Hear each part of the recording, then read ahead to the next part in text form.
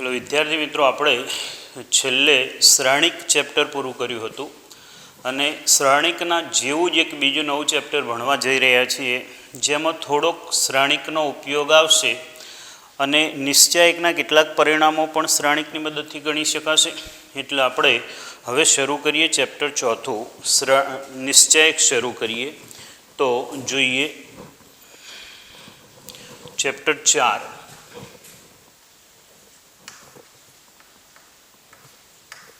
નિશ્ચાયક.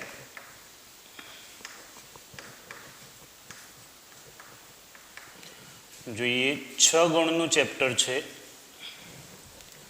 6 ગુણના ચેપ્ટરમાં સામાન્ય રીતે આના વિભાજનમાં 3 MCQ અને એક 3 માર્ક્સનો દાખલો પૂછાય, પણ ક્યારેક એમાં ફેરફાર હોઈ શકે. 2 માર્ક્સનો દાખલો પણ પૂછાય અને 4 MCQ પણ પૂછાઈ શકે. ટૂંકમાં આ ચેપ્ટરનું વેટેજ 6 ગુણનું છે. તો જોઈએ, શ્રાણિકને યાદ કરીએ. આપણે ચોરસ શ્રાણિકની વ્યાખ્યા આપી હતી. ચોરસ શ્રાણિક કોને કહેવાશે? તો જે શ્રાણિકના હાર અને સ્તંભની સંખ્યા સમાન હોય એને ચોરસ શ્રાણિક કહેવાય. તો હવે ચોરસ શ્રાણિકને અનુરૂપ આપણે નિશ્ચાયકની વ્યાખ્યા આપીએ. તો નિશ્ચાયક માટે આપણે આવું કહીએ કે n કક્ષાનો ચોરસ શ્રાણિક હોય, n કક્ષાનો ચોરસ શ્રાણિક, તેને સંગત એક વાસ્તવિક સંખ્યા મળે અથવા સંકર સંખ્યા મળે, વાસ્તવિક અથવા સંકર સંખ્યા મળે, એને આપણે શ્રાણિકનો નિશ્ચાયક એટલે કે નિશ્ચાયક કહીશું. તો સમજીએ. એટલે પહેલું જ થઈ ગયું, અહીંયા નિશ્ચાયક મળવા માટે શ્રાણિક ચોરસ હોવો જોઈએ. અને શ્રાણિક ચોરસ હોય એટલે એની હાર અને સ્તંભની સંખ્યા સમાન જ હોય. એટલે વ્યાખ્યા પરથી પહેલું જ પરિણામ આપણને એવું મળી ગયું કે નિશ્ચાયકની અંદર હંમેશા હાર અને સ્તંભની સંખ્યા સમાન હશે. શ્રાણિક અને નિશ્ચાયકમાં પહેલી જ કમ્પેરિઝનમાં પોઈન્ટ આવશે. તો શ્રાણિકની અંદર હાર અને સ્તંભની સંખ્યા અસમાન પણ હોઈ શકે અને સમાન પણ હોઈ શકે. સમાન હોય તો આપણે એને ચોરસ શ્રાણિક કહીએ છીએ, અને જો ચોરસ શ્રાણિક હોય તો એનો નિશ્ચાયક મળે. અને નિશ્ચાયક મળે એટલે એવું કહેવાય કે નિશ્ચાયકમાં હંમેશા હાર અને સ્તંભની સંખ્યા સમાન જ હશે. તો હવે આપણે 2 કક્ષાવાળા એટલે કે 2x2 પ્રકારનું એક શ્રાણિક હું લખું છું. 2x2 કક્ષાનો એક શ્રાણિક આપણે આવો બની ગયા. 2x2 એટલે 2 હાર અને 2 સ્તંભ હશે. આવો એક આ શ્રાણિક મળ્યો આપણને. 2 હાર અને 2 સ્તંભ, 4 ઘટકો ધરાવતો એક શ્રાણિક. આનો નિશ્ચાયક, નો નિશ્ચાયક, આનો નિશ્ચાયક એને સિમ્બોલમાં લખાશે આ રીતે. 2 ઊભી લીટી, 2 ઊભા રેખાખંડની વચ્ચે જે શ્રાણિક હશે તે લખાશે. અને બીજી રીતે પણ આવું લખી શકાય, ડિટર્મિનન્ટ ઓફ એ. આ શ્રાણિક એનો નિશ્ચાયક થશે, જેને ક્યારેક આ રીતે ડેલ્ટા વડે પણ દર્શાવાય છે. અને આને આ શ્રાણિક છે, હવે આપણે લખીશું તે આ નિશ્ચાયક બનશે. આ બનશે તે નિશ્ચાયક.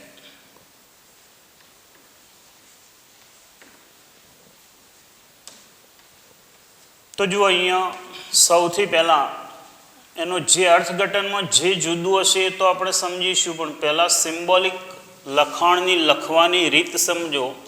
તો શ્રાણિકની અંદર આ ટાઈપના કાઉન્સ જેવો ભાગ આવશે. આ 2 પાંખિયા આવશે, આ 2 ભાગ આવશે, આ તો આવશે જ. અને નિશ્ચાયકની અંદર આ જે પાંખિયાવાળા ભાગ છે એને નહીં આવે. આ એની સિમ્બોલિક લેંગ્વેજ છે. જેને નિશ્ચાયક અને શ્રાણિક મેળવ્યા એને એનો સિમ્બોલ આપ્યો છે, એટલે એનો સિમ્બોલ આવો જ છે. એનું કોઈ કારણ ના હોય કે આ સિમ્બોલ કેમ આવો જ છે, પણ હવે આપણે એને યાદ રાખવાનો. આ પ્રમાણે હશે તો શ્રાણિક થશે અને આ પ્રમાણે હશે તો નિશ્ચાયક થશે. હવે 2x2 કક્ષાનો નિશ્ચાયક છે એટલે 2 હાર અને 2 સ્તંભ થશે. જેમ શ્રેણિકમાં પહેલી હાર અને પહેલો સ્તંભ થતો હતો, આ દાખલા તરીકે પહેલી હાર, બીજી હાર, પહેલો સ્તંભ, બીજો સ્તંભ, બિલકુલ એવી જ રીતે નિશ્ચયકમાં પહેલી હાર, બીજી હાર, પહેલો સ્તંભ, બીજો સ્તંભ, આ એનો અગ્રવિકર્ણ. થોડોક શ્રેણિકમાં થોડીક જગ્યાએ આપણે અગ્રવિકર્ણ એવો શબ્દ વાપર્યો હતો. આ એનો અગ્રવિકર્ણ છે, આ એનો પ્રતિવિકર્ણ છે.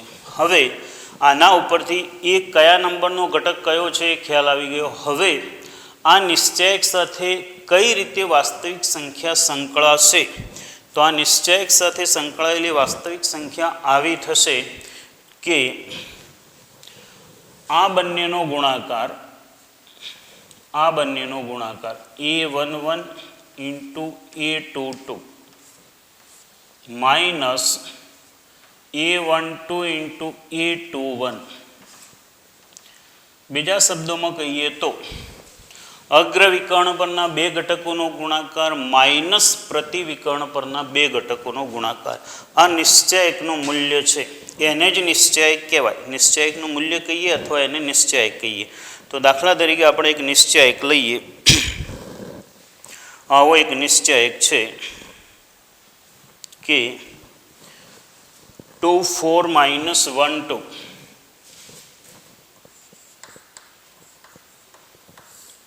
2 4 -1 2. આ નિશ્ચયકનું મૂલ્ય શું થશે? આપણે સામાન્ય રીતે નિશ્ચયકને ડી વડે દર્શાવીશું, ડિટર્મિનન્ટ. તો આ બંનેનો ગુણાકાર 2 × 2 માઇનસ આ બંનેનો ગુણાકાર. હવે વચ્ચે માઇનસ કેમ લખ્યું એ એનો નિયમ છે, એ નિયમને આપણે યાદ રાખવાનો છે. આ થશે 4 + 4 એટલે 8. ટૂંકમાં આ થયું નિશ્ચયકનું મૂલ્ય, અથવા આને જ નિશ્ચયક કહે છે. એમ કહેવાય કે આ જે શ્રેણિક રહ્યો, આ જે શ્રેણિક, આ શ્રેણિકને સંગત સંખ્યા આ થઈ, આને આનો નિશ્ચયક કહેવાય. ને એને લખાય આ રીતે, એના એ જ ઘટકો એની એ જ સાપેક્ષ સ્થિતિમાં મૂકી અને સિમ્બોલ બદલવાનો. નિશ્ચયકની અંદર કૌંસ આવશે, શ્રેણિકની અંદર કૌંસ જેવો શેપ આવશે, નિશ્ચયકની અંદર માત્ર બે રેખાખંડ આવશે. હવે 1/1 પ્રકારનો ચોરસ શ્રેણિક હોય તો શું? આ 2/2 માટે લખ્યું. 1/1 માટે હોય દાખલા તરીકે તો 1/1 એક જ ઘટક હશે. તો આને સિમ્બોલિક રીતે લખીએ તો આવું થાય. અને આના બરાબર આ જ લખાશે. અગ્રવિકર્ણ જેવું છે જ નહીં, પ્રતિવિકર્ણ જેવું જે ગણો તે અગ્રવિકર્ણ પ્રતિવિકર્ણ, એટલે આનું મૂલ્ય આ થશે. એ પણ એને વ્યાખ્યાયિત કરેલું છે. યાદ રાખશો મિત્રો, આના જેવો જ સિમ્બોલ બીજો એક આપણે 11માં ભણી ગયા, માનાંક હતો. પણ આ નિશ્ચયક છે અને આ માનાંક જુદી વસ્તુ છે, આ નિશ્ચયક છે. આવી જ રીતે 3/3 કક્ષાનો એક શ્રેણિક ભણીએ. 3/3 કક્ષાનો દાખલા તરીકે એનો નિશ્ચયક જ ભણીએ. 3/3 કક્ષાવાળા એક શ્રેણિકનો નિશ્ચયક. તો 3/3 માટે આવું થશે: 3 હાર અને 3 સ્તંભ હશે.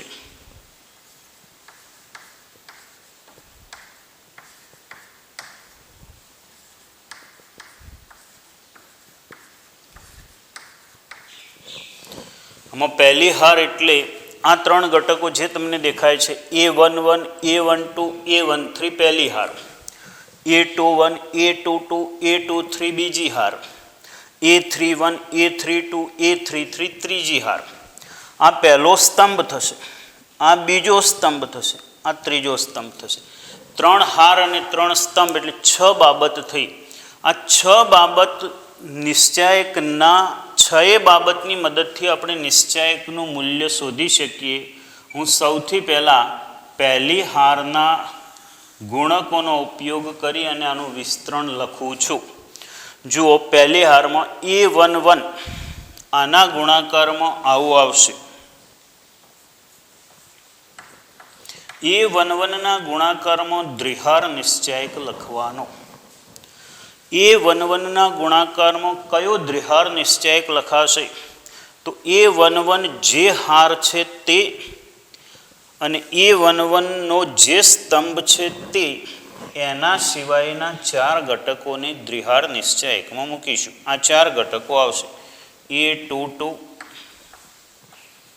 A23, A32, A33. પહેલા ઘટકના ગુણાકારમાં એની હાર અને એના સ્તંભ સિવાયના 4 ઘટકોને દ્વિહાર નિશ્ચયકમાં મૂકીશું. એના પછી માઇનસ આવશે. કેમ માઇનસ આવશે? હાલ પૂરતું આપણે સ્વીકારી લઈશું, માઇનસ આવશે. આ ઘટક આવશે A12, એના ગુણાકારમાં પણ દ્વિહાર નિશ્ચયક આવશે. એની હાર અને એના સ્તંભ સિવાયના ઘટકો લખવાના. જે 4 ઘટકો તમને દેખાય છે તે A21, A23,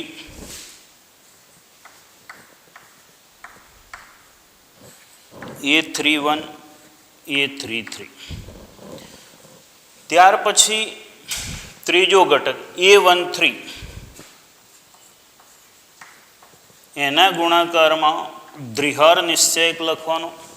એમાં પણ નિયમ એનો એ જ, A13ની હાર, A13નો સ્તંભ સિવાયના જે 4 ઘટકો છે એને દ્વિહાર નિશ્ચયકમાં લખો. A21, A22, A31, A32. હવે આનું વિસ્તરણ આપણે જાણીએ છીએ આ નિયમ પ્રમાણે. આ બંનેનો ગુણાકાર માઇનસ આ બંનેનો ગુણાકાર, આ બંનેનો ગુણાકાર માઇનસ આ બંનેનો ગુણાકાર, આ બંનેનો ગુણાકાર માઇનસ આ બંનેનો ગુણાકાર. તો સૌથી અગત્યનો પોઈન્ટ આ છે. ત્રિહાર નિશ્ચયકની અંદર એનું વિસ્તરણ 6 રીતે કરી શકાય. હાલ પૂરતું આપણે પહેલી હારથી વિસ્તરણ કર્યું છે. એક ઉદાહરણ પહેલી હારથી ગણીએ. એ જ ઉદાહરણમાં હું તમને બીજા સ્તંભ અથવા કોઈક બીજા ઘટકથી વિસ્તરણ સમજાવીશ. તો એક ઉદાહરણ આપણે બુકમાંથી જ જોઈએ. ઉદાહરણ આવું છે.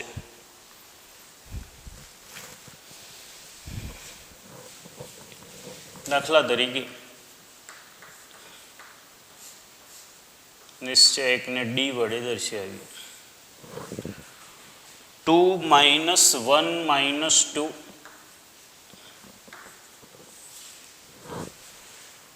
0 2 -1 કોઈ પણ લખી શકાય. આ તો માત્ર બુકનો એક ઉદાહરણ છે એટલે એનો ઉપયોગ કરું છું. 3 - 5 0. હું આનું વિસ્તરણ 2 રીતે આપું છું.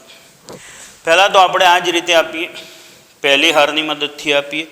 બુકના જવાબ માટે અહીંયા 0 છે તો આપણે 0 કરી દઈએ, ગમે તે લખાય. આ નિયમ પ્રમાણે વિસ્તરણ આપીએ. ચોકસાઈથી જોજો, વિસ્તરણ બહુ કામની વસ્તુ છે. અને MCQ એટલે કે ગુજકેટ અથવા પછી જેની અંદર તો તમે નિશ્ચયક ચેપ્ટર માટે વિસ્તરણથી ઘણું બધું ગણી શકશો. જોઈએ હવે આ નિયમ પ્રમાણે ચાલીએ. પહેલી હારથી વિસ્તરણ આપીએ તો પહેલી હારનો પહેલો ઘટક બગડો. બગડો એના ગુણાકારમાં દ્વિહાર નિશ્ચયક આવશે. બગડાની હાર અને બગડાનો સ્તંભ કાઢી નાખો. બગડાની હાર, બગડાનો સ્તંભ કાઢી નાખો. બાકીના 4 ઘટકોને દ્વિહાર નિશ્ચયકમાં મૂકીશું. 2 - 1 -5 0 માઇનસ બીજો ઘટક -1. હવે -1ની હાર અને સ્તંભ દૂર કરો. પહેલી હાર અને બીજો સ્તંભ દૂર કરો. આ પહેલી હાર બીજા સ્તંભ સિવાયના ઘટકો 3 - 1 0 - 1 3 0 અને પ્લસ -2ના ગુણાકારમાં એની હાર અને એનો સ્તંભ કાઢી નાખીએ તો આ ઘટકો નીકળી જશે. 0 2 3 - 5. જો તો 2ના ગુણાકારમાં એની હાર એના સ્તંભ સિવાયના ઘટકો દ્વિહાર નિશ્ચયકમાં, -1 ઇન્ટુ એની હાર એનો સ્તંભ કાઢી નાખ્યો, -2ના ગુણાકારમાં એની હાર એનો સ્તંભ કાઢી નાખ્યો. હવે આનું વિસ્તરણ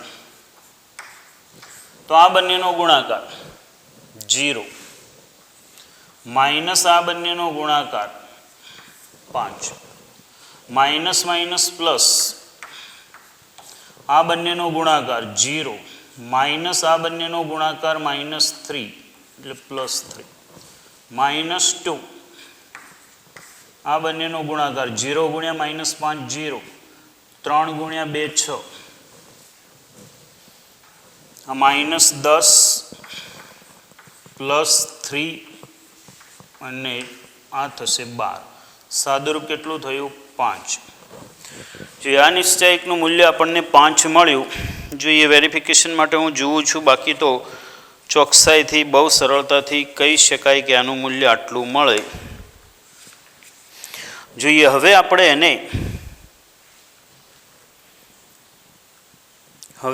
એને હું બીજી રીતે પહેલી હારથી વિસ્તરણ આપ્યું. હવે હું દાખલા તરીકે બીજા સ્તંભથી વિસ્તરણ આપું છું. તો જુઓ, આનું વિસ્તરણ આપણે બીજા સ્તંભથી આપીએ. આ સ્તંભથી એનું વિસ્તરણ અપાય છે. હવે નિયમ આવો છે, આપણે શું લખ્યું?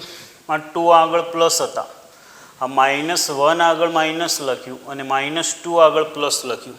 એટલે પહેલા ઘટક આગળ પ્લસ આવે, બીજા આગળ માઇનસ આવે, ફરી પ્લસ આવે ને ફરી માઇનસ આવે. એવો નિયમ જ છે નિશ્ચાયકનો. પહેલા ઘટક પ્લસ, પછી ઓલ્ટરનેટ ગમે ત્યાં ચાલો ને તમે કોઈ પણ દિશામાં, તો પ્લસ માઇનસ આવે. તો આનું વિસ્તરણ આપણે બીજી રીતે, એટલે C2ની મદદથી વિસ્તરણ.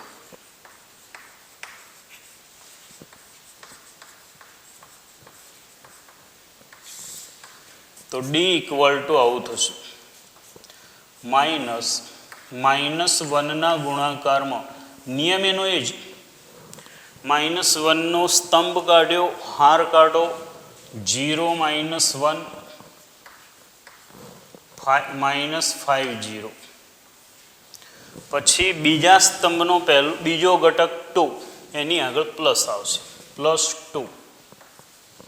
2ની હાર અને 2નો સ્તંભ દૂર કરી દો. આ સ્તંભ તો છે, આ હાર વચ્ચેની દૂર કરી દો. 2 - 2 અને 3 0.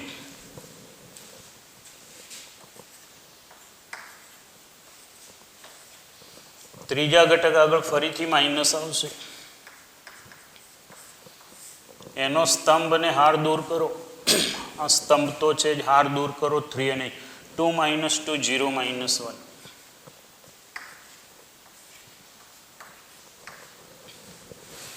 ઇક્વલ ટુ -1 પ્લસ એના ગુણાકારમાં 0 માઇનસ આ બંનેનો ગુણાકાર 5 +2 આ બંનેનો ગુણાકાર 0 -6 +5 -2 -0. જુઓ તો આ શું થશે? -5 પ્લસ આ થશે 12 અને આ થશે -10. ફરીથી જુઓ તો એનું વિસ્તરણ એક વખત ચેક કરી લઈએ શું આવે છે. 0 2 - 2 3 0, પછી -5ના ગુણાકારમાં 2 - 2 0 -1 2 - 2 0. હવે આ થશે -5, અહીંયા સોરી 5 પહેલાંના ગુણાકારમાં શું આવશે? 2 0 - 1 અહીંયા 3 0 છે, 3 આવશે. તો 3 પ્લસ થશે, એટલે આ થશે 3 0 આ માઇનસ પ્લસ એટલે 3 પછી 12 અને -10. જુઓ તો 5 થઈ ગયું. તમે નિશ્ચાયકનું વિસ્તરણ કોઈ પણ હાર અથવા કોઈ પણ સ્તંભથી આપશો તો નિશ્ચાયકનું વિસ્તરણ દરેક વખતે સરખું જ મળશે. તો હાલ આપણે આટલું શીખ્યા. 2x2 અને 3x3 નિશ્ચાયક હોય તો એનું વિસ્તરણ કઈ રીતે આપી શકાય. હવે આપણે અહીંયા આપણી થોડીક મર્યાદાને ધ્યાનમાં રાખીને બધા જ દાખલા ગણી શકાશે નહીં, એટલે દરેક રીતના એવા દાખલા ગણીશું કે જેથી બાકી વધેલા દાખલા તમે ગણી શકો. તો 2x2 માટે કેવી રીતે વિસ્તરણ થાય? તો અગ્રવિકર્ણના બે ઘટકોનો ગુણાકાર માઇનસ પ્રતિવિકર્ણના બે ઘટકોનો ગુણાકાર, અને ત્રિહાર નિશ્ચયકમાં 6 રીતે વિસ્તરણ આપી શકાય, જે પૈકીનું સામાન્ય રીતે આપણે પહેલે હારથી વિસ્તરણ આપીશું, પણ ક્યારેક બીજી જગ્યાએ વધારે જીરો હોય તો એ જીરોની અંદર આપણે એનો ઉપયોગ કરવા માટે બીજાથી વિસ્તરણ આપી શકીએ. એ પણ કેવી રીતે આપી શકાય? પ્લસ માઇનસ ઓલ્ટરનેટ ઉપયોગ કરીને એનું વિસ્તરણ કરીશું. જ્યારે 1x1 હોય તો ડાયરેક્ટ જે ઘટક હશે એ જ જવાબ થઈ જશે, એટલે એની મદદથી વિસ્તરણ થશે. તો 4.1ના આપણે થોડાક પ્રશ્નો ગણ્યા, અને એના સિવાયના હું અહીંયા જે ગણું છું તે, અને જે બાકી વધે છે તે તમે ગણજો. દાખલા તરીકે એક પ્રશ્ન છે કે આનું મૂલ્ય શું થશે? તો તમે સમજો છો કે અગ્રવિકર્ણના બે ઘટકોનો ગુણાકાર, આ બંનેનો ગુણાકાર 2 × -1 -5 × 4, તો -2 + 20, આનું વિસ્તરણ થશે 18. એના પછી બીજાનો પહેલો, તો cos θ, તમે તમારા ચોપડાની અંદર તો ક્રમવાઇઝ બધા પ્રશ્નો ગણજો. હું અહીંયા રીત સમજાય અને અભ્યાસક્રમ આગળ વધે એ માટે શક્ય એટલું દરેક રીતનો દાખલો ગણાવી લઈશ, એટલે તમે ગણી શકો. તો આનો નિયમ એ જ, cos² θ માઇનસ આ બંનેનો ગુણાકાર -sin² θ, cos² θ + sin² θ = 1. આ પ્રમાણે થશે. હવે જોઈએ એનો બીજો તમે ત્રીજો, આનો વિસ્તરણ છે x² - x + 1, x - 1, x + 1 અને x + 1. તો નિશ્ચયકના વિસ્તરણના નિયમ પ્રમાણે અગ્રવિકર્ણના બે ઘટકોનો ગુણાકાર કરી લઈએ. આ બંનેનો ગુણાકાર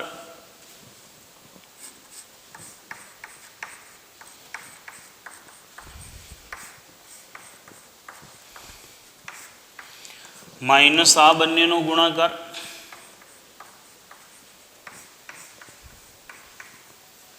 હવે આનું સાદુરૂપ તમે આપી શકો. ખરેખર તો 12માના સ્ટેજ ઉપર મારે આનું સાદુરૂપ આપવાની જરૂર નથી, અને છતાંય સાદુરૂપ આપીએ તો ઘણી બધી ડાયરેક્ટ કાઉન્સનો ગુણાકાર કરો તો એ સાદુરૂપ મળે, x + 1 કોમન લ્યો તો એ સાદુરૂપ મળે, અને બીજી રીતે જુઓ તો આ કોના અવયવો છે? તો x³ + 1ના અવયવો છે.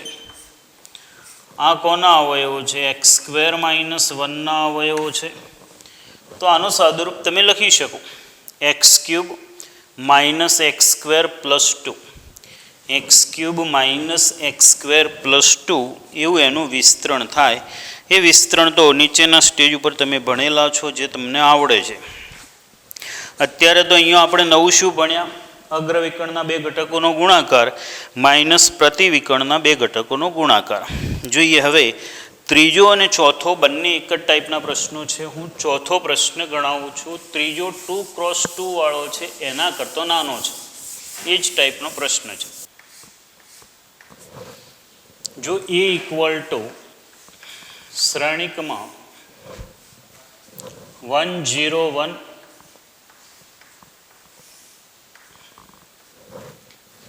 0 1 2 0 0 4 હોય તો સાબિત કરો કે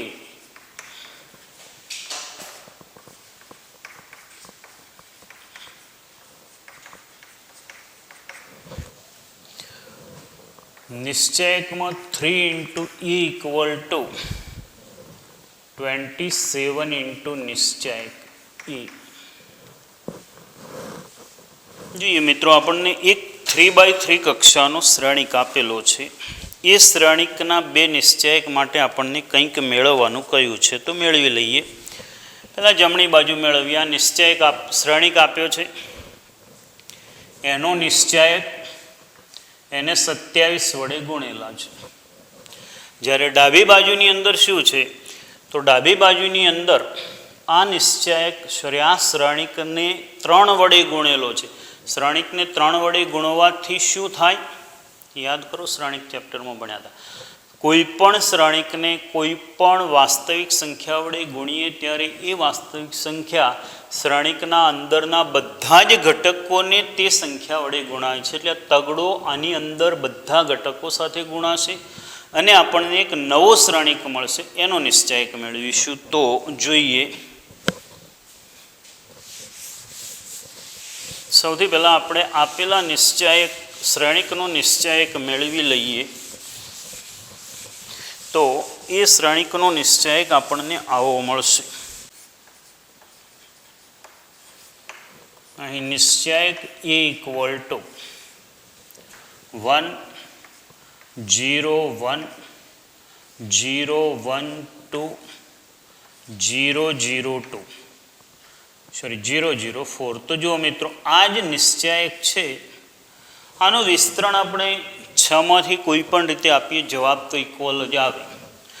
તો અહીંયા આનું વિસ્તરણ આપણે પહેલા સ્તંભથી આપવું જોઈએ, કારણ કે પહેલા સ્તંભથી આપો તો એક જ ઘટકનો ગુણક લખવો પડશે, બાકીનાના ગુણક લખવાની જરૂર જ નથી, કારણ કે બાકીના બધા 0 છે. 0ના સાથે કોઈ પણ ગુણાય તો 0 જ થાય. એટલે આનું વિસ્તરણ લખીએ તો આવું થશે. પહેલા સ્તંભથી હું વિસ્તરણ લખું છું તો એકડાના ગુણાકારમાં પહેલી હાર અને પહેલો સ્તંભ દૂર કરી દો. 1 2 0 4.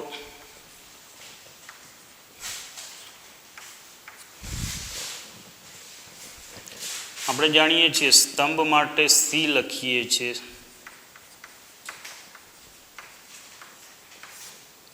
C1 થી વિસ્તરણ આપ્યું, C1 થી વિસ્તરણ. હવે આનું શું થશે? સાદુરૂપ 4.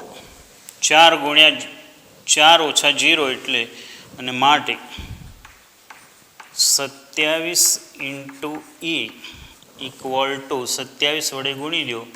27 ગુણ્યા 100, 27 ગુણ્યા 4 એટલે 108.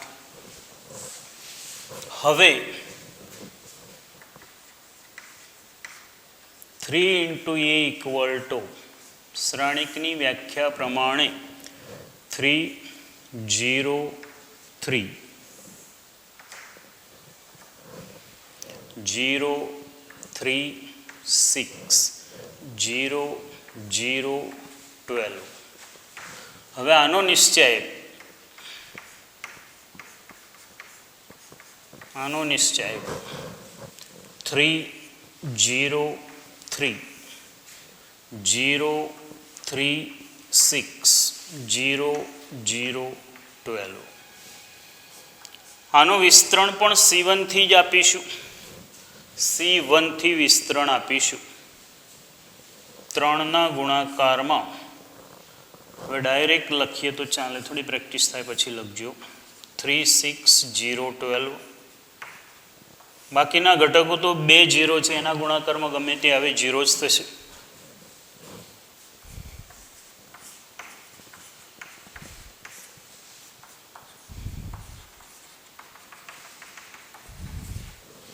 માટે પરિણામ 1 અને 2 પરથી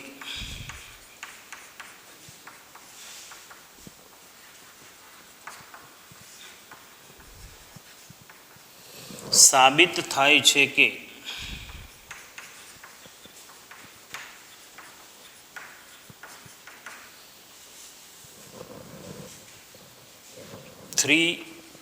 એનો નિશ્ચયક ઇક્વલ ટુ 27 ઇન્ટુ એનો નિશ્ચયક.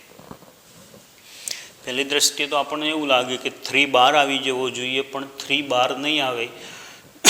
ત્રણેય હારના 3 તગડા બાર આવ્યા. 3 ગુણ્યા 3 ગુણ્યા 3 એટલે 27 થાય. એની મદદથી એક ઓબ્જેક્ટિવ આપણે સોલ્વ કરી શકીશું. આવો જ ત્રીજો પ્રશ્ન તમે ગણી શકશો, જે 2x2 માટે છે. તો જોઈએ હવે એનો પાંચમો પ્રશ્ન. છઠ્ઠો પ્રશ્ન એ માત્ર ત્રિહાર નિશ્ચયકનું વિસ્તરણ છે. આજે જ જ્યારે પણ વિડીયો જુઓ ત્યારે પહેલી જ વખતે આનું વિસ્તરણ ગણી લેજો. ઇન્ટરેસ્ટિંગ છે, સહેલું છે, 1-2 વખત આવડી જશે પછી તમને જરાય તકલીફ નહીં પડે, પણ દરેક વખતે ગણો ત્યારે કોન્સન્ટ્રેશન જોઈશે. મિત્રો હવે આગળ એનો 7મો પ્રશ્ન, એમાં એક્સનું મૂલ્ય શોધવાનું છે. એક્સનું મૂલ્ય શોધો. તો એક્સનું મૂલ્ય શોધો. 7માનો પહેલો,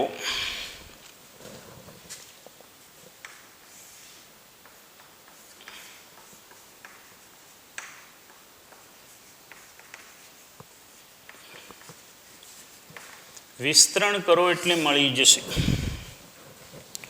2, 4, 5, 1.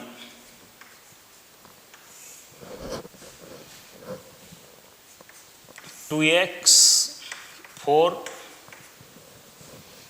6x.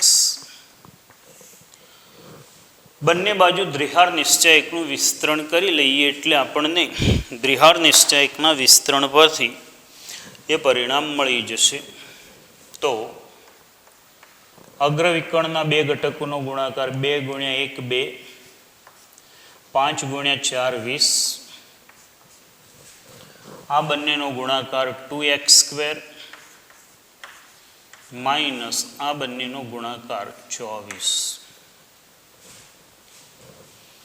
માટે -18. આ 24 આ બાજુ આવશે, -18 અને +24 એટલે 6 = 3x, 2x². અને માટે x² = 3. માટે x = ±√3. આવી xની 2 કિંમતો મળશે જે આપણે દ્વિહાર નિશ્ચયકના વિસ્તરણથી મેળવી. જોઈએ આવો જ તમે એનો બીજો પ્રશ્ન ગણશો, એની અંદર તો દ્વિઘાત પણ નથી, ડાયરેક્ટ સુરેખ જ મળશે. 8મામાં દ્વિઘાત છે. જુઓ 8 2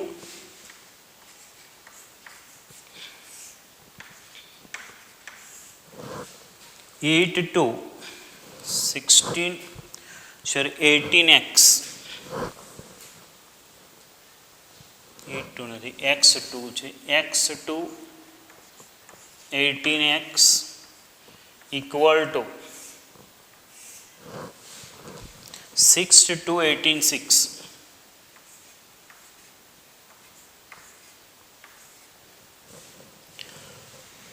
તો બંને બાજુ વિસ્તરણ કરવાથી મળી જશે. એક કિંમત તો ડાયરેક્ટ દેખાય છે. જો 18 2 આમાં છે, x 6 6 એટલે એક કિંમત તો 6 દેખાય જ છે, પણ ડાયરેક્ટ આના ઉપરથી જવાબ લખો તો ધ્યાન રાખજો.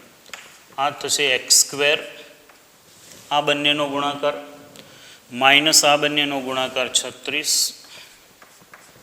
36 - 36 માટે x² = 36. હવે x = ±6 આવશે. જ્યારે પણ વર્ગમૂળ લઈએ ત્યારે 2 પોસિબિલિટી આવે અને બંને પોસિબિલિટી તમે ચેક કરી શકો. આ બંને જગ્યાએ 6 6 મૂકો ને તોય આ બંને ઇક્વલ થાય, અને આ બંને જગ્યાએ -6 -6 મૂકો ને તોય બંને ઇક્વલ થાય. એટલે જમણી બાજુએ 0 થાય ને ડાબી બાજુ પણ 0 થાય. એટલે અહીંયા 4.12માં 4.1 અને ઉદાહરણ 5 સુધીના બધા પ્રશ્નો તમારે સોલ્વ કરવાના છે. માત્ર ને માત્ર આખા 4.1 પૂરું થાય ત્યાં સુધી એક જ દ્વિહાર અને ત્રિહાર નિશ્ચયકના વિસ્તરણનો તમારે ઉપયોગ કરવાનો છે. તો એટલા સુધીના પરિણામો તમે ગણી લેજો. હવે નિશ્ચયકના ખૂબ જ અગત્યના કહી શકાય એવા પરિણામો આપણે ભણવા જઈ રહ્યા છીએ. બહુ જ અગત્યનું છે નિશ્ચયકના ગુણધર્મો. ધ્યાનથી સમજજો. બહુ જ અગત્યના પરિણામો છે. બહુ જ અગત્યના એટલે આગળના જે પણ સામાન્ય રીતે 3 માર્કનો દાખલો પૂછાય છે એ દાખલો આ પરિણામોમાંથી જ પૂછાય એમ કહીએ તોય ચાલે. નિશ્ચયકના ગુણધર્મો.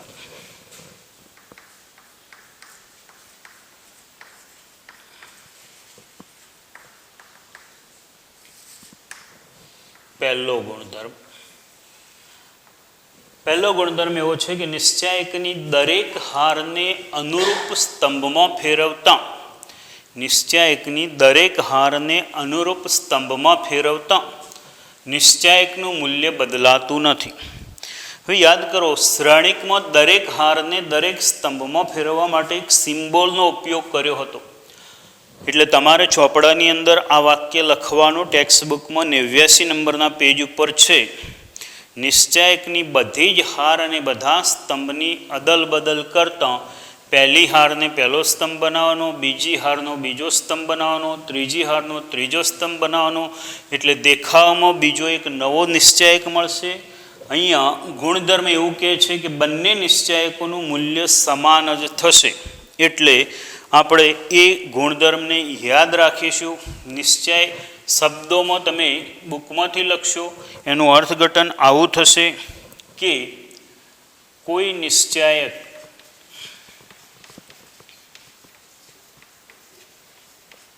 ડી પર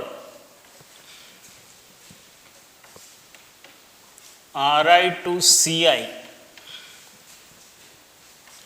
ક્રિયા લગાડવાથી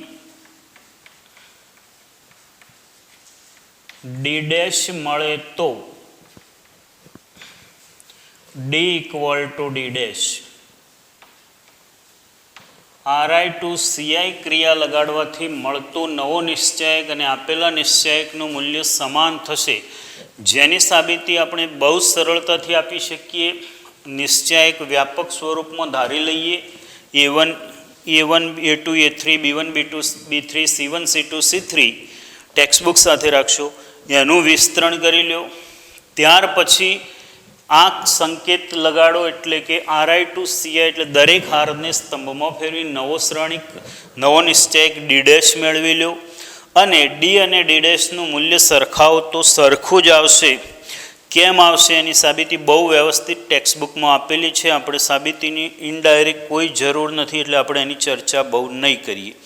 ત્યાર પછી જોઈએ તો બીજો ગુણધર્મ. બીજો ગુણધર્મ એવો છે કે નિશ્ચાયકની કોઈ પણ બે હારની અદલ બદલ કરો અથવા નિશ્ચાયકના કોઈ પણ બે સ્તંભની અદલ બદલ કરો તો મળતા નવા નિશ્ચાયકનું મૂલ્ય આપેલા નિશ્ચાયકના મૂલ્યથી વિરોધી સંખ્યા થશે. એના માટે એને એક ઉદાહરણ 7 બહુ સરસ આપ્યું છે. એક નિશ્ચાયક ધારી લીધો છે, એના ઉપર એક ક્રિયા લગાડી છે, R2 અને R3ની અદલા બદલી કરી છે. એટલે કે બે હારની અદલ બદલ કરો અથવા બે સ્તંભની, બંને એક સાથે નહીં, બે હારની અદલ બદલ કરો અથવા બે સ્તંભની અદલ બદલ કરો, અને જો મળતો નિશ્ચાયક ડી ડેશ હોય તો ડી અને ડી ડેશના મૂલ્યો પરસ્પર વિરુદ્ધ થાય. એટલે આપણે આવું કહી શકીએ, જેને યાદ રાખશો, કોઈ નિશ્ચાયક પર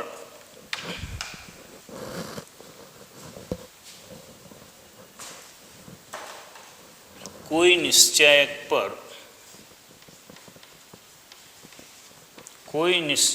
ડી પર RI to RJ આ 1 2 હોય, I1 હોય અને J2 હોય તો પહેલી અને બીજી હારની અદલા બદલી, 2 અને 3 હોય તો બીજી અને ત્રીજી હારની અદલા, અથવા તો CI to CJ બંને સાથે નહીં, લગાડવાથી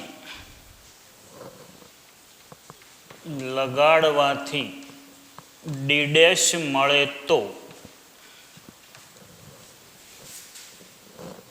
ડી ડેશનું મૂલ્ય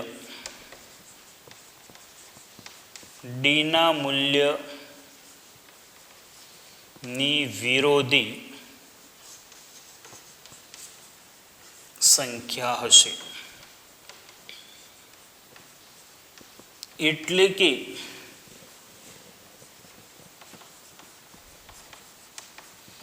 D equal to minus D dash. હજુ દાખલા તરીકે આને તમે ફરીથી નવી ક્રિયા લગાડો તો ફરી માઇનસ અને માઇનસ થઈને પ્લસ થઈ જાય. દાખલા તરીકે હજુ ડી ડેશ પર C1 to C3 લગાડવાથી ડી ડબલ ડેશ મળે તો D dash equal to minus D double dash. આનો આ વિરોધી થયો માટે આને બંને બાજુ માઇનસ વડે ગુણો તો આની સાથે સરખાવો એટલે આવું થાય. ટૂંકમાં એક નિશ્ચયકની બે હારને આપણે અદલા બદલી કરીએ તો નવો નિશ્ચયક આપેલા નિશ્ચયકથી વિરોધી મળે. ફરીથી એના જે વિહાર અથવા સ્તંભની ક્રિયા કરો તો ફરીથી એનો વિરોધી મળે એટલે ઓરિજિનલ હતો એ જ મળી જાય. એટલે તમે ગુણધર્મ એક ટેક્સ્ટબુકમાંથી જે શબ્દો છે એ લખવાના, પછી આ પરિણામ લખવાનું. ગુણધર્મ 2 લખી એના પછી એ બુકમાંથી શાબ્દિક લખવાનું. સિમ્બોલિક લેંગ્વેજ એટલે આપણે જ્યારે દાખલા ગણીશું ત્યારે તો આવી ક્રિયાઓ જ બાજુમાં છે. આ ક્રિયા કરી હોય તો ઇક્વલ ટુ લખવાનું, આ ક્રિયા કરી હોય તો આગળ ઋણ સંખ્યા આવશે. તો જોઈએ હવે ત્રીજો ગુણધર્મ જોઈએ. જો મિત્રો આ ગુણધર્મ સમજો, આપણી પાસે સાબિતી છે પણ સાબિતીનો ઉપયોગ ડાયરેક્ટ જ કરવાનો છે એટલે એને યાદ જ રાખશો. શક્ય એટલી વખત વિડીયો જુઓ, ત્યાર પછી જરૂર પડે તો દરેક પરિણામ તમારી જરૂરિયાત પ્રમાણે 1, 2, 4 વખત લખશો. બાકી બહુ જ અગત્યનું પરિણામ અને દાખલાઓ આની મદદથી જ ગણવાના હોય તેવા પૂછાય જ છે. ત્રીજો, જો નિશ્ચયકની બે હાર અથવા બે સ્તંભ સમાન હોય તો નિશ્ચયકનું મૂલ્ય 0 છે. નિશ્ચયકની બે હાર અથવા બે સ્તંભ સમાન હોય,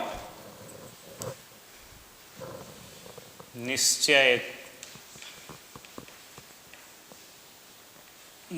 બે હાર અથવા બે સ્તંભ ના અનુરૂપ ઘટકો સમાન હોય,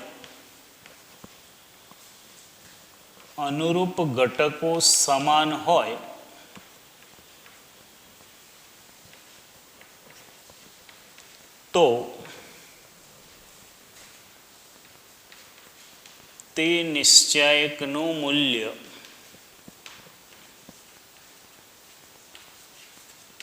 0 મળે છે. બે હાર અથવા બે સ્તંભ સમાન હોય તો નિશ્ચયકનું મૂલ્ય 0 થાય, એને આપણે સ્વીકારી લઈશું. ઘણી વખત જુઓ, ઉદાહરણ 8માં જુઓ, ગણવાની જરૂર જ નથી. ટેક્સ્ટબુક જુઓ તો ઉદાહરણ 8, પહેલી અને ત્રીજી હાર સરખી છે, ડાયરેક્ટ નિશ્ચયકનું મૂલ્ય 0 જ થાય. તમે આનો ઉપયોગ નહીં કરો તો વિસ્તરણથી 0 થઈ જશે. પણ જ્યારે નાના ઘટકો હોય ત્યારે, જ્યારે નિશ્ચયકની હારમાં લખેલા ઘટકો બહુ મોટા હોય તો વિસ્તરણમાં ગુણાકારો ઘણા બધા મોટા કરવા પડે. એના બદલે આ પરિણામ યાદ રાખીશું. એ ત્રીજો ગુણધર્મ છે. જોઈએ ચોથો ગુણધર્મ, એ પણ એક અગત્યનો ગુણધર્મ છે. જો નિશ્ચયકની કોઈ પણ હાર અથવા સ્તંભને કે વડે ગુણીએ, નિશ્ચયકની કોઈ પણ એક હાર અથવા સ્તંભના પ્રત્યેક ઘટકને કે વડે ગુણીએ, જો અહીંયા શ્રેણિકથી થોડુંક ભિન્ન છે. હમણાં જ આપણે એક શ્રેણિકનો દાખલો ગણ્યો, એમાં 3 વડે ગુણ્યા હતા. તો 3 વડે ગુણ્યા હતા તો એના દરેક ઘટક 3 વડે ગુણાયો હતો. જ્યારે નિશ્ચયકની અંદર એવો નિયમ નથી. નિશ્ચયકમાં તમે જે પણ હાર અથવા સ્તંભને જે પણ વાસ્તવિક સંખ્યા વડે ગુણો તો એ હારના બધા ઘટકોને જ આપણે એ સંખ્યા વડે ગુણાય છે. એટલે એની ક્રિયા આવી લખાશે. એના માટેનો સિમ્બોલ આવો થાય કે દાખલા તરીકે આપણે નિશ્ચયકને આવું કહીએ કે નિશ્ચયક ડી પર Ri2 k × Ri, આઈમી હારના દરેક ઘટકને આપણે કે વડે ગુણ્યું. અહીંયા I નોટ ઇક્વલ ટુ જે આવશે.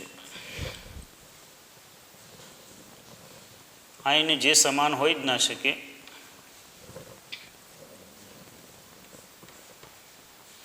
તો અદલા બદલી થઈ જ ન શકે. RI2 પહેલી હાર દાખલા તરીકે I બરાબર 1 મૂકીએ તો એવું કહેવાય પહેલી હારના દરેક ઘટકને K વડે ગુણ્યા તો D' મળે તો હવે D' નું મૂલ્ય D ના મૂલ્ય કરતાં K ગણું થશે. એટલે આપણે ડાબી બાજુ તો આપેલો નિશ્ચયાંક D જ ચાલતો હશે એટલે અહીંયા આપણે K ને બીજી બાજુ મૂકી શકીએ તો આમ કહેવાય D = 1/K × D'. આ K ને આ બાજુ ભાગાકારમાં મૂક્યા. એટલે કોઈ વખત આપણે એવી જરૂર પડે કે એની હાર અથવા સ્તંભના બધા ઘટકને કોઈ પણ એક હાર અથવા કોઈ પણ સ્તંભના બધા ઘટકને 2 વડે 5 વડે એવી ગુણવાની જરૂર પડે તો આગળ ભાગાકારમાં લખવા પડે.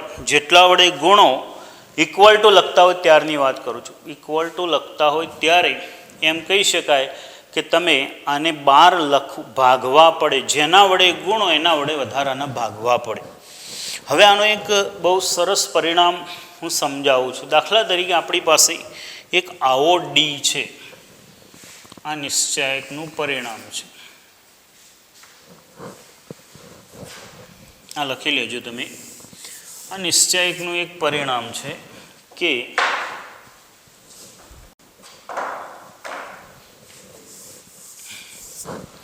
આવો એક નિશ્ચયાંક છે આપણી પાસે D =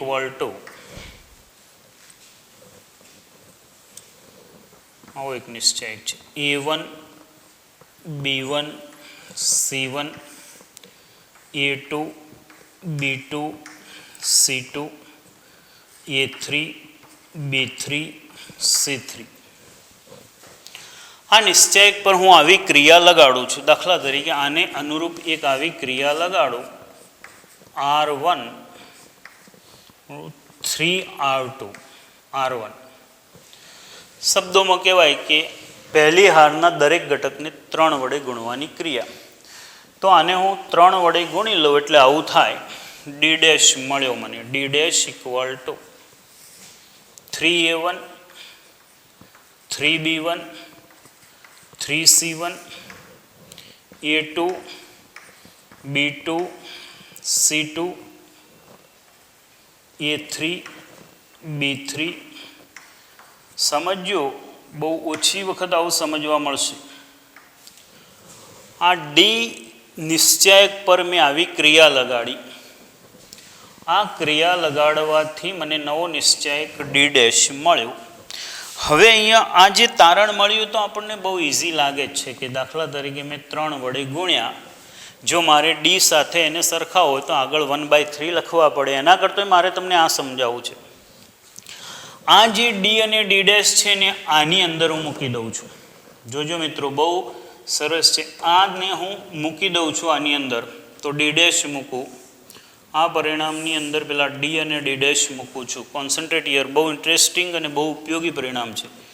3A1 3B1 3C1 A2 B2 C2 A3 B3 C3 = આ D' ની કિંમત મૂકી. હવે K એટલે મારી પાસે તગડો છે 3. અહીંયા D મૂકું. A1 B1 C1 A2 B2 C2 A3 B3 C3. શું મળ્યું? ચલો વિચારો શું મળ્યું આપણને. મેં આખું પરિણામ એટલા માટે મૂક્યું છે કે તમને સમજણ પડે કે શું થયું. તો શું થયું? ડાબી અને જમણી બાજુના નિશ્ચયાંકમાં જુઓ તો A2 B2 C2 A2 B2 C2 A3 B3 C3 A3 B3 C3 એ તો બધું એમના એમ જ છે. પહેલી હારમાં ફેરફાર થયો. શું થયું પહેલી હારમાં? તો પહેલી હારમાં એમ કહેવાય કે આ જે તગડો હતો ને પહેલી હારમાં જે તગડો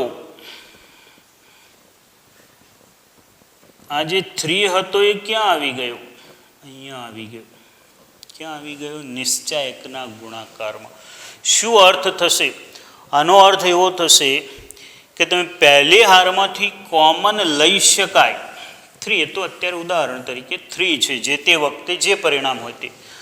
નિશ્ચયાયકની પહેલી હારમાંથી કોઈ પણ એક વાસ્તવિક સંખ્યા કોમન લઈ શકાય, અને વાસ્તવિક સંખ્યાને કોમન લઈને ક્યાં મૂકી શકાશે? નિશ્ચયાયકના ગુણાકાર. આના ઉપરથી આ લખીએ એનો અર્થ શું થાય છે?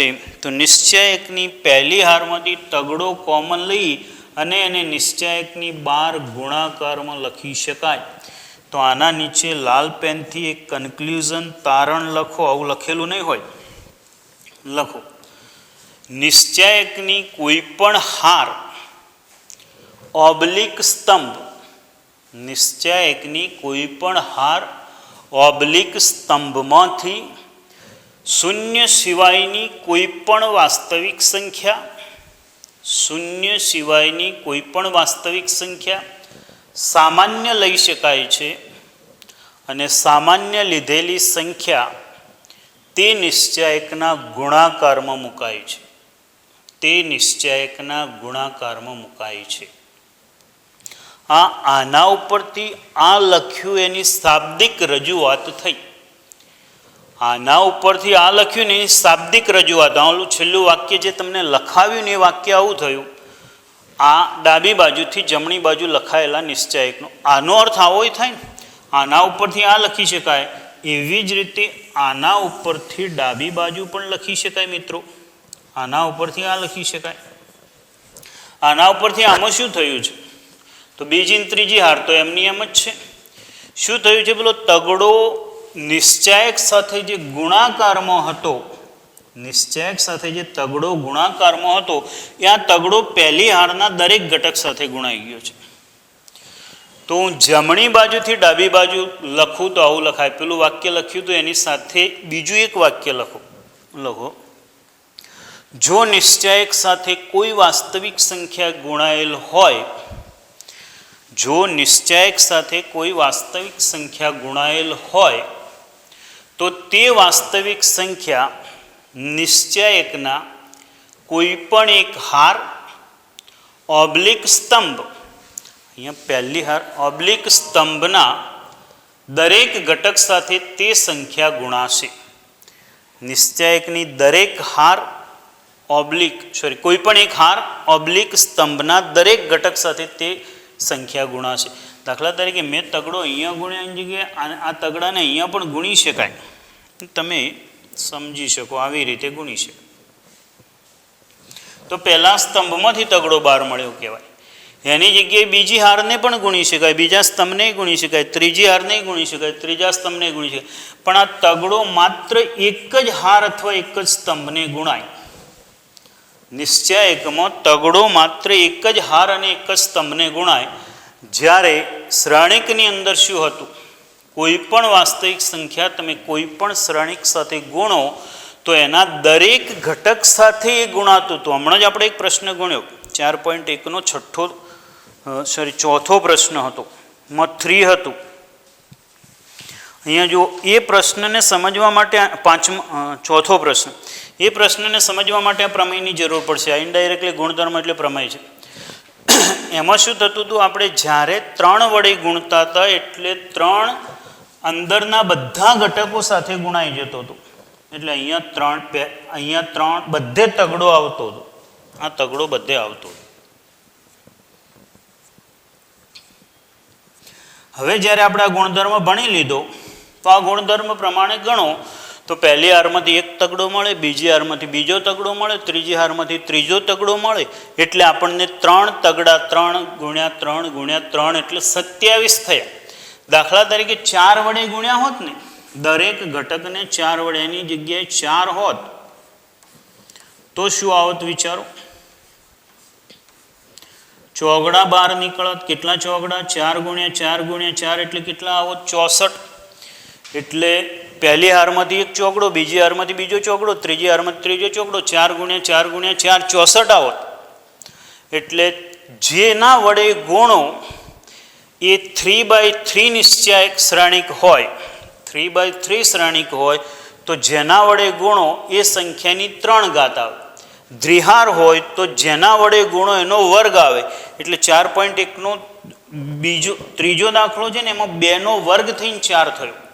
એના પછીનામાં 3નો ઘન થયો. જો એને 4 વડે ગુણ્યા હોત, ડાબી બાજુમાં 3 ઇન્ટુ એ છે ને, એની જગ્યાએ 4 ઇન્ટુ એ હોત તો 4નો ઘન 64 આવત. 5 હોત તો 5નો ઘન 125. 3/3 જે કક્ષા છે, 3/3 કક્ષા છે તો તગડો ઘાતમાં આવે. 2/2 કક્ષા છે તો બગડો ઘાતમાં આવે. અને જે સંખ્યા ગુણાય છે એ સંખ્યા આધારમાં આવે. એટલે અહીંયા 4 ગુણધર્મો છે. જેટલી વધારે વખત લખી શકો, જેટલી વધારે વખત લખી શકો એટલી વખત લખશો. કોઈ પણ નિશ્ચાયક પર RI to CI દરેક હારને સ્તંભમાં ફેરવવાની ક્રિયા કરો તો મળતો નિશ્ચાયક અને નવો નિશ્ચાયક બંને ઇક્વલ મળશે. જો 2 હાર અથવા 2 સ્તંભની અદલાબદલી કરો તો મળતા નવા નિશ્ચાયકનું મૂલ્ય આપેલા નિશ્ચાયકના મૂલ્યની વિરોધી સંખ્યા થશે. એક વખત ક્રિયા લગાડો તો માઇનસ આવે, બીજી વખત માઇનસ માઇનસ પ્લસ થઈ જાય. ત્રીજો ગુણધર્મ, 2 હાર અથવા 2 સ્તંભના અનુરૂપ ઘટકો સમાન હોય અથવા એના ગુણોત્તરો પણ સમાન હોય, એટલે સમપ્રમાણમાં ઘટકો હોય તો પણ એનું મૂલ્ય 0 થશે. અને સૌથી અગત્યનો પોઈન્ટ, કોઈ પણ હારને કોઈ પણ વાસ્તવિક સંખ્યા વડે ગુણો તો મળતા નવા નિશ્ચાયકનું મૂલ્ય આપેલા નિશ્ચાયકના મૂલ્ય કરતાં કે ગણું થાય છે. એટલે કે એમાંથી આપણે નિશ્ચાયકની કોઈ પણ હારમાંથી કોઈ પણ વાસ્તવિક સંખ્યા કોમન લઈ અને એના ગુણાકારમાં લખી શકાય. એક જ હાર અથવા એક જ સ્તંભમાંથી કોમન લઈ શકાય. બીજા શબ્દોમાં કહીએ તો એની સાથે ગુણાયેલી કોઈ પણ સંખ્યા હશે તો એની હાર અથવા એક સ્તંભના બધા જ ઘટકો સાથે તે ગુણાશે. 4 ગુણધર્મો બરાબર તૈયાર કરતા આવશો અને 4.1 સુધીના 8 દાખલા અને ઉદાહરણ 5 એટલું પૂરું કરતા આવશો. આ લેક્ચરમાં આપણે આટલા સુધી રાખીશું.